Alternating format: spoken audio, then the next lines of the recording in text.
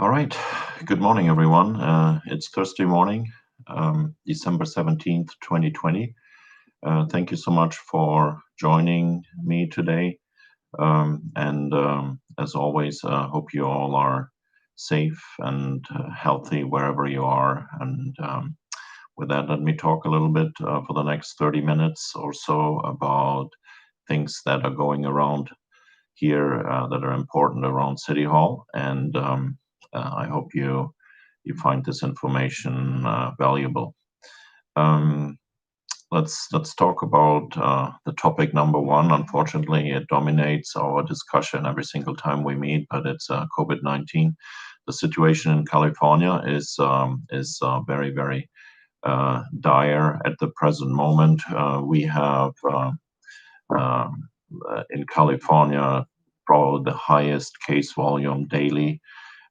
Yesterday, I think the state had for the first time over 50,000 cases daily.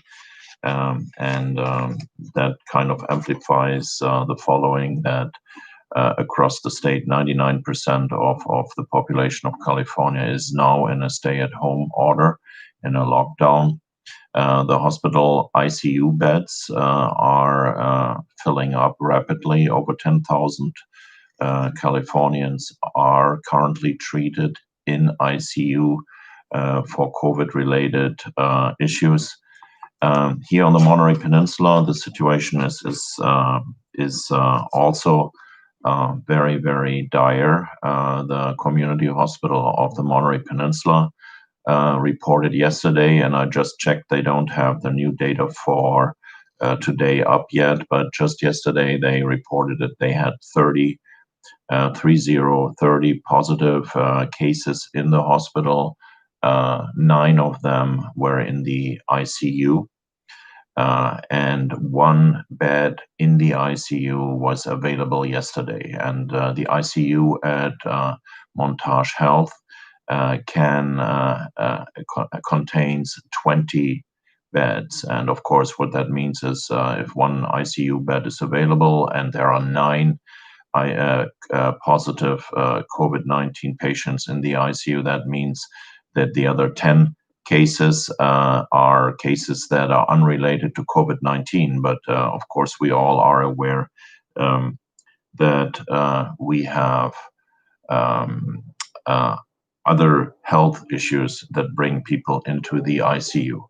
And that's exactly what the challenge also is with COVID-19, that the filling up of the ICU can possibly prevent appropriate treatments of other patients who may have a stroke or brain bleeding or a terrible car accident or something else, a terrible accident that requires ICU treatment. So again, on Tuesday, I attended a phone call, a joint phone call, telephone conference with business leaders on the peninsula. And as part of that phone call, we always have also someone in charge from the Montage Health group talking to us. And this person spoke about that the ICU is full, that the healthcare professionals, they are working around the clock, and that the situation is dire. At the same token, he told us that while they are approaching the edge, they still have capacity, they still have the know-how to add additional ICU capable beds into their hospital at Chomp. The general message there was, yes, we are down to the wire. We have 1 bed available out of 20 right now. However, we still have reserves that we can apply if we have to. So this should not give us any other hope than that. Yes, the Montage Health Chomp is responding and remains our number 1 highly professional group of folks that will help us to get through that. But it does require us on our side to remain vigilant and do all the right procedures that we have to do. The other part that I think is interesting also is that the state of California is in possession of vaccines. You saw The messages from the governor. He shared on Tuesday a longer press conference. We saw him on the media when he watched healthcare professionals in Los Angeles being vaccinated on Monday.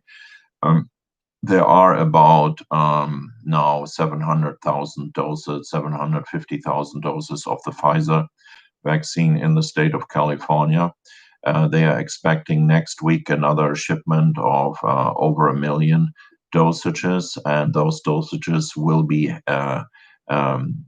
given first and foremost to healthcare workers and to folks living in assisted living facilities. Now, let me put this into perspective. The vaccines have to be given to the tier 1 group first. Again, healthcare professionals and folks that are living in assisted living facilities. And of those, we have about 3 million people in the state of California. So while we have right now probably something like 1.7 million doses coming, and those numbers fluctuate every single day, there are different elements, different variables are coming forward. We need to reach the 3 million, and of course, we also need to ensure that every one of those 3 million gets the second shot in the arm as well. So it's still a huge logistical challenge. And then the governor went on to explain on Tuesday who will be next in line. So we call the folks that are being vaccinated right now the tier 1A, something like that, tier 1A. And group tier 1B is the question, who will be tier 1B? And right now, from the Tuesday press conference, I understand that the governor and the state public health department will provide guidance to the guidance. Guidance is our fire chief. The state health officials will provide guidance to the 58 counties in the state of California. And in that guidance, they will say, okay, make sure you vaccinate essential workers next, but you can define to a certain degree counties what you think are essential workers for your county. And in that group, basically, are various elements or various people that you can then sort out. So you have, of course, first responders, fire and police. They are essential. You have maybe the other offices, doctor offices that are helping us day in, day out. Every one of us has to go to a dentist. We have to go to the dermatologist, to our general physicians. Are these then the folks that are the next ones? You have also very rightfully so farm workers that are out there and helping us to bring fresh produce onto our dinner plates each evening. So side remark here, the governor made it clear that he wanted to see also the equity metrics applied, and the equity metrics, again, that logic that the state was sharing with us earlier this year, means that we have to look also at the most vulnerable populations where we have the highest volume of COVID infections and COVID fatalities. So again, equity metrics is another element that needs to be considered. And continuing about the discussion, who should be next in line? All those folks that are helping us in the grocery stores, the grocery clerks, they are essential. If you cannot go to your local grocery shop because it has to close because the personnel is falling ill, we have that has far spread consequences. So, in short, what you need to take away is that the state on Tuesday has not shared with us how they want to distribute the vaccines that will be coming for sure sooner or later. And the general marching order by the governor and the state health officials is, we give you guidance, counties, but you guys need to figure it out based on the local challenges that you see, the local preferences that you need to consider inside your own county. So again, it's not the city of Monterey which will make a decision or recommendation. It will be, again, Monterey County Health, and at the helm there is Dr. Moreno. And I'm very sure that Dr. Moreno will receive a lot of input from a lot of different groups, ranging from the first responders to the farm workers to the hospitality employees or associations, as well as for sure also from the grocery workers. So we'll find out how the rollout will continue. As you also know, there's a second vaccine that is being discussed today at the FDA level. That's Moderna, and we learned last week how the process all works. And there will be then the CDC, and then there will be a rollout coming, and that will come next week. So again, we are in a phase of where we see light at the end of the tunnel, as the governor said, but he also said we are still all in the tunnel, and that's a very very good description of the situation where we are. So we will of course closely follow the discussions at the various levels, the board of supervisors and the county. And I'm also part of a working group that is outside of the established governmental relationships and tries to come up with new innovative ways in helping taming this COVID pandemic as well. And I'm very hopeful about that particular working group as well, because it combines a lot of business leaders and interest groups in a new setting and outside of the established government regulations and government relations. So we will continue following this topic very closely, and I'll keep you all posted where we are. What it means also is that we have to stay vigilant, and we have to stay in our core groups. Don't experiment anything. The spikes that you see right now go back also to the COVID-19 fatigue, or people thought we can just spend a few days with or a few hours with folks we don't know, and let's have a nice get together for Thanksgiving or other family events. That's the spike we saw. And when you really go back to the beginning of this phase, when we saw spikes in Watsonville or Santa Cruz, and this was May, June, they could be traced back to family gatherings, to birthdays, to Mother's Days. We saw a spike after Mother's Day.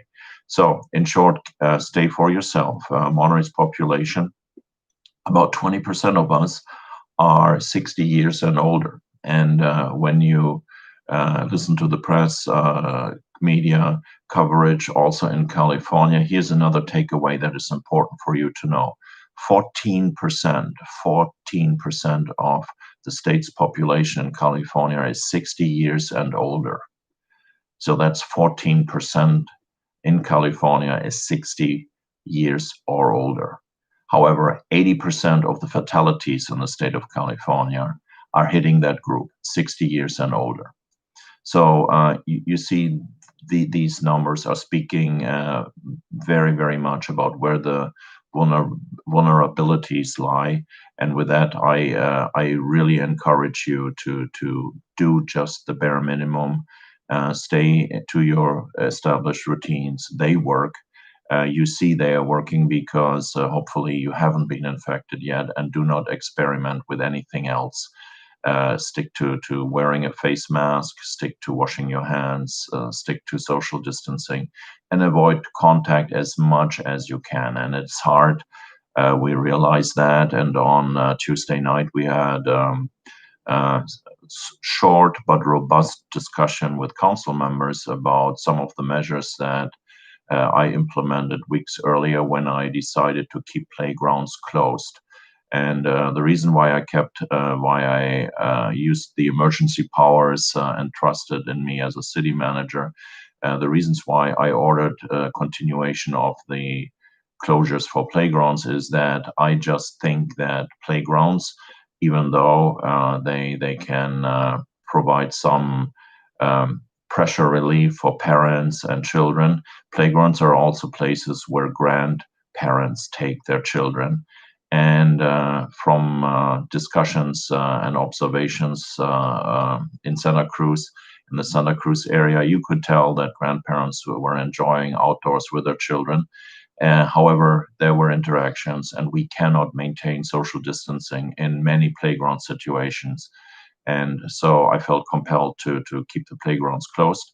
And at the same time, on Tuesday, as always, when the city manager does something with emergency order, with the power of emergency orders, I have to go back to the council and ask them for approval. And the council had a good discussion about that and was weighing the pros and cons of my decision. And at the end, they voted 5-0 to keep the playgrounds closed for right now. And again, one of the drivers for me is really to protect every single one and make public health issue number one. The other part of the discussion was centered, of course, that the children need to play, and nobody disputes that. City of Monterey is in a lucky position. From almost anywhere you can walk to an open park, an open space, or the beach. Everything is in walking distance. It's not that we live in a concrete jungle like in New York or San Francisco and other areas where just the neighborhood park, the playground is the only area where you can have your kids get some steam off. We need to take care of the children, the kids, 100%. We will not lose sight of that because again, it is the pandemic has forced our hand in so many ways, and it's very challenging. So with that, I talked about 18 minutes about COVID-19. Let me cover some other topics. One of the topics that I like to talk about is our budget. We brought forward on Tuesday to the council information about our budget, our current budget year, and we reduced our expenses for the current year by $18 million. And now put this in perspective, general fund is about $88 million. So we cut out $18 million already, but we are projecting right now another loss of $3.7 million. And those losses are clearly, and you know it, the result of continued closure of facilities. We had hoped that we had the sports center open again and running at some kind of occupancy level. We had hoped that we have the recreation programs up and running also at some levels. And of course, we also counted on the conference center having groups back. Actually, when we were looking at potential closures and the length of the closures, we had hoped by October, November, we could reopen the conference center. I don't think the conference center will see any groups for the remainder of this fiscal year, which runs to June 30th, 2021. So I wanted to share with you that we brought forward to the council an informational report. We told them, here's what we think will happen. We will have a revenue loss of maybe $3.74 million. And then council in February, you need to make some decisions. And what I also shared with the council is that at the present time, I'm really relieved to share with the council that I don't foresee that we have to lay off additional personnel. And instead, we will pull some other parachutes, some other strategies that will help us to make up those revenue losses. And one of them is, of course, using our reserve for fiscal uncertainty. And the reserve for fiscal uncertainty is still well filled with $12.2 million.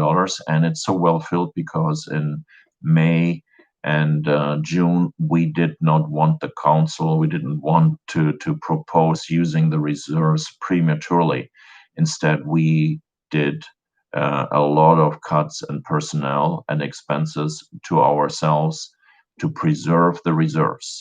If we would have started using the reserves by the end of this month, December, we would have been out of reserves and we would have been broke. So we still have all those funding in place, and we will propose in February to use the reserves, and we will probably use a good chunk of the reserves.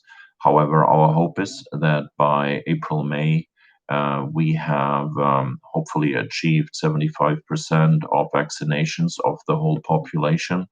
And we hope at that time also that we have a return of travelers, that we have a return of you guys into the sports center, etc., etc. What we also need to discuss is how do we bring back our employees? And again, we need to look at how our services again are being sought after by you, our residents. If only 20%, 30% of Sports Center users are returning, we probably do not need a staff that we had in prior years. We need to adjust staffing levels then. The same applies to the recreation program.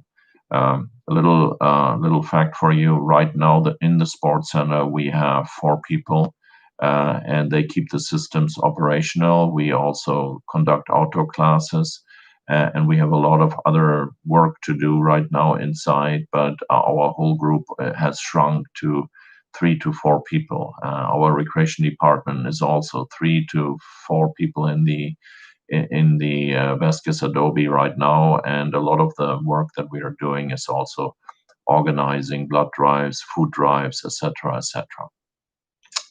So budget still doesn't look good. The stay-at-home order makes it a lot tougher on everyone, including the city. But most and foremost, right now, of course, it hurts our restaurants because outdoor dining has been prohibited, and so with that, they had to lay off a bunch of employees again and send them home. Now, this morning, the news is reporting that there may be a federal stimulus package coming forward that will include, hopefully, unemployment payments of $300 per week. That, in addition to what the state of California is paying out. So that will help those employees. Our rental assistance program now, we are seeing clearly spikes in the usership there. We have probably now around 200 folks that we have qualified on our rental assistance program that is being funded by the city at a tune of $823,000.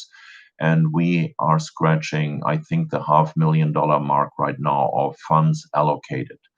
Our staff will keep an eye out on the funding, and as we progress, we will try to identify additional funds to keep that program going. Everyone is speaking also about an eviction wave that may be coming, unless the state legislature provides some guidance there.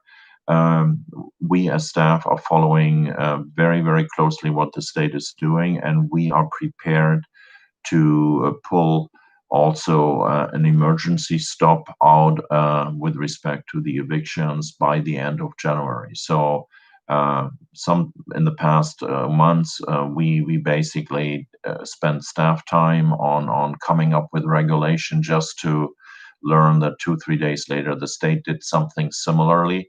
We want to be very conscientious this time and see how the state will react. And I'm hopeful that no matter what, we will have the right tool in place, whether it's a state measure or a local measure. We are following this closely, and of course, it requires still a council to vote on that. It's not staff who can pull those emergency stops with respect to eviction. So we will take care of that as well, because the budget situation is not just dire for the city, it's also dire for the whole economy of the Monterey Peninsula. With that, you need to also know that when I talk about budget shortfalls, I'm talking about general funds. We have similarly budget shortfalls in our Tideland revenues, and we have similarly shortfalls, of course, in our parking revenues. And so there are other pots of money that are getting very, very small over time. I want to talk about another topic that is of community interest: Monterey High Lights. You've heard probably from some neighbors that they are very concerned about what's going on at the Monterey High School. There is a draft environmental impact report out there right now, a draft EIR, and it can be found on the website from the Monterey Peninsula School District. And I encourage you all to take a look at that. They are actively soliciting comments from residents, from neighbors, and we as staff also sent a formal letter with our comments to the Monterey High School draft EIR team. We commented on the lights. We asked them that certain restrictions are being implemented, that the use of the Dan Albert Stadium is really restricted to school uses, that there should be no use of the lights and the Dan Albert Stadium on weekends. We ask also for more information with respect to the traffic control plan. And we are also talking about giving us more clarity how they want to manage parking. And the parking is also a concern for some of the neighbors. And we will hopefully expect that they will respond to our concerns. And again, keep in mind, this is just the first step right now. This engagement between MPUSD, residents, and city, and it's up to MPUSD and us and all of us to figure out how we are addressing those concerns. I want to share with you also that the city has received a variety of emails from concerned residents. Some of them are in favor of the lights, some of them are against the lights. And I can tell you also that the adjoining neighborhood, you have residents who have grave concerns, and you have residents who strongly support the lights as well. So it will be an interesting topic that we have to deal with probably next year. The comments I think are due early January, and I want to just assure you we are in contact with them. Um, I'm concluding with some interesting data that I think you might want to hear as well. The year ends, and I've spoken about wildfires a few times in this year, especially when we had the wildfires approaching us through the Salinas fire and to the Carmel fire.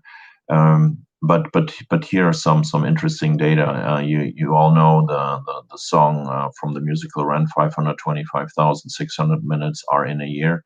Well, our firefighters spend over 1.2 million minutes, or an equivalent of I think 2.4 years on 38 fires statewide. So our firefighters, as I shared with you, were part of many strike teams. They were up and down the state fighting fires, and that accumulated to about 2.4 years of work. At one time, we had 25% of our firefighting force out helping on statewide fires. Every single one came home. Every single one came home not injured. So we are very, very happy about that. But it shows you also that we need to continue to look at our staffing also as a way to help and supplement our state firefighting forces from CAL FIRE as well. You cannot fight fires if you do not have support from local agencies. Now, the other part of that is that by having so many firefighters out and working on state fires, the city can expect reimbursement for those firefighters. And the other part, of course, is also we are expecting reimbursement also for the fire engines that were sent out together with the firefighters. And I want to already let you know that I will recommend to the council to use some of those revenues that are coming back to us, especially the equipment revenues, equipment reimbursements, to invest into a new additional wildland fire engine. Our existing wildland fire engine was donated by FORA in the early 2000s, and it has been always the first engine that responds to wildland fires. and we need to replace that. And I will propose to council to use the reimbursements that we are receiving to replace that fire engine. That type of fire engine runs at around $350,000, just to give you an idea how expensive fire engine is. And that's basically the cheapest fire engine that we have in the fleet. When you see the normal fire engines, the normal pumpers, they run north of $700,000. A ladder truck runs north of $1.4 million. Again, just to provide some perspective to you about that.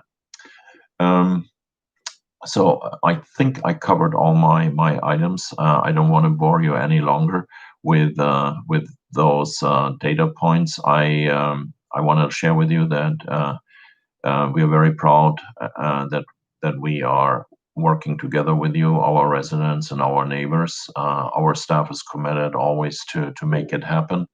We don't want to say no. We will always want to say yes. We want to work with you. We want to come up with solutions.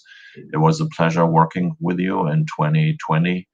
That year had its challenges. I don't think any one of us in our lifetime has encountered this type of challenges, let alone anyone working in local government has seen those challenges. And we got through that.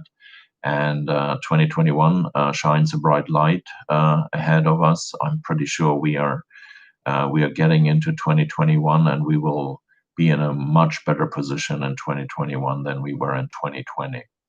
Until then, I ask you not to let down on your vigilance. I ask you to be careful out there.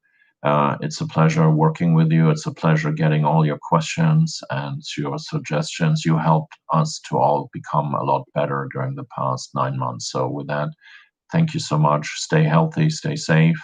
I wish you the happiest of holidays. And as always, if there's anything I can help you with, please shoot me an email and I will do my best to respond or make sure that you get well taken care of. Happy holidays and see you soon. Bye bye.